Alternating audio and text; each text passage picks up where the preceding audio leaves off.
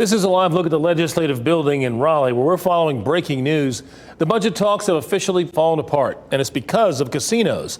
No deal means nearly 500,000 people will have to wait even longer for Medicaid expansion. It also holds up pay raises for state employees and teachers. WRAL Capitol Bureau Chief Laura Leslie is live at the legislative building with these late-breaking developments. Laura?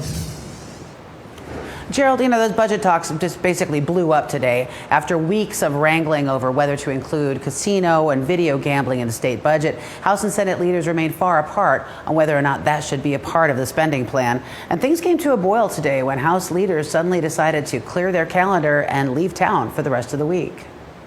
House Speaker Tim Moore told reporters the House doesn't have the votes to pass gambling expansion in the state budget. It takes 61 votes to pass a bill in the House, but only 42 Republicans support it, and there aren't enough Democrats supporting it to make up the difference. We're ready to move forward with a budget that does not include gaming because there's so many other great things in there that frankly need to be done for the people of North Carolina. That angered Senate Leader Phil Berger. He said he and Moore had agreed that if a majority of the Republicans in the House supported it, gambling would be in the budget. He accused Moore of reneging on that deal by requiring even more Republican support. He called that moving the goalposts. It is their responsibility to honor the agreement that we had, and that is put it on the floor, and we'll vote it.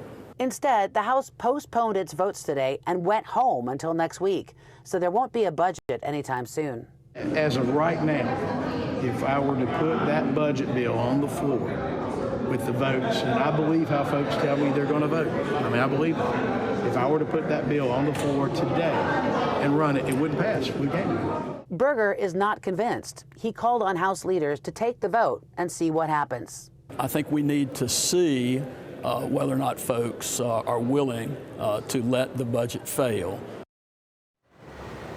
Now, in the meantime, Speaker Moore told reporters late this afternoon that House leaders have another plan. They're going to put together their version of the compromise budget without any gambling in it, pass it next week, send it to the Senate, and see what they do with it. Laura Leslie live on Jones Street. Thank you, Laura.